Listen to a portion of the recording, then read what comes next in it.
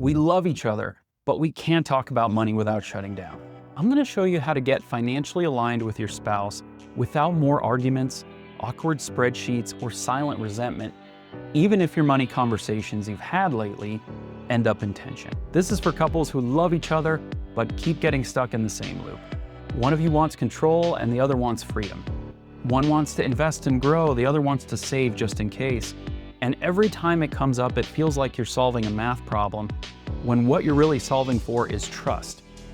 If your marriage is perfect and you've never disagreed about money, then this isn't for you.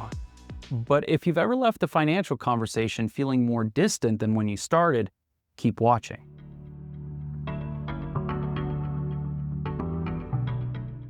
In this video, I'm going to show you why couples fight about money even when the numbers add up. The 3 tools I give clients to help couples agree on spending, saving, and big financial decisions without one person always folding, and how to move forward without one person winning and the other person shutting down. Most couples don't argue about money because of the math. They argue because money threatens something deeper: control, stability, autonomy, trust. One person says, "We need to be more disciplined," and the other one hears, "You're reckless." One says, "Let's enjoy what we've built a bit." The other hears, "You're sabotaging our future." One wants to invest more aggressively to get ahead, and the other wants to dial it back to avoid mistakes. And suddenly the question isn't, what's the right investment? It's, do you even see risk the same way I do? What started as a budget or a portfolio discussion becomes a subtle power struggle. And it's not that you're on opposite teams, because you're not, but when the conversation is wrapped up in fear, even love starts to sound like criticism. That's why the goal isn't just about the numbers, it's about a better feeling when we talk about them. Every couple develops a pattern around money. And for most, that pattern becomes a loop. One person brings it up, the other gets quiet or defensive, and they both leave the conversation feeling more isolated than before. It's not that you don't want alignment. It's that every time you try, it feels like there's only 2 outcomes. Either you give in or you dig in. So you postpone the conversation. You avoid checking the accounts together and you say, "We'll talk after the bonus, after the taxes, after the trip." But underneath the delay is a fear neither of you say out loud. If you can't figure this out, what else might fall apart? That's what makes money feel so loaded. It's not the numbers, it's what they represent. In just a second, I'll walk you through the same 3 tools I use with real couples to get realigned, even if they've disagreed about money for years. But first, we need to understand what's actually keeping you stuck. You don't need to agree on everything to move forward. You just need a shared framework where both voices get heard and neither person gets steamrolled. That starts when the plan stops being a scoreboard and starts becoming a co-authored strategy. One where your risk preferences are factored in, your lifestyle goals are on paper, and every major decision has a filter. Does this help both of us feel more secure?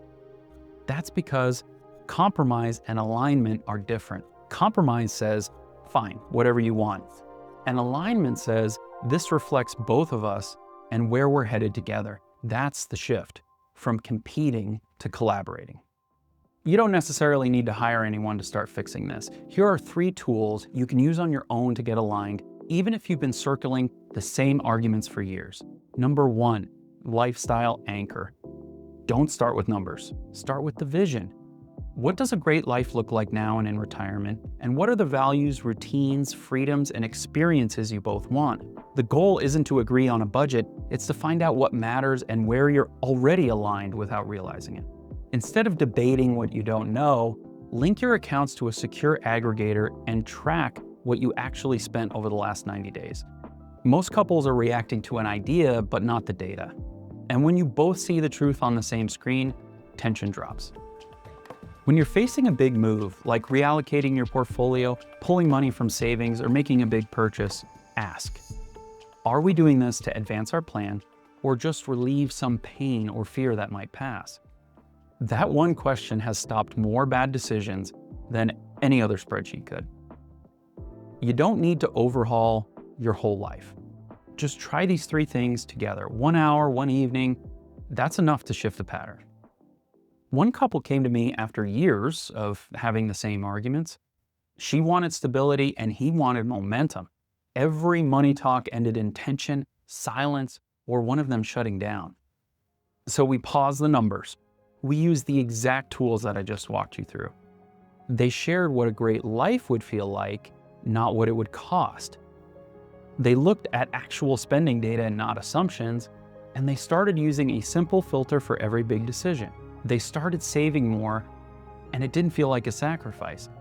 Their investment accounts grew, and they finally had a plan for their child's college.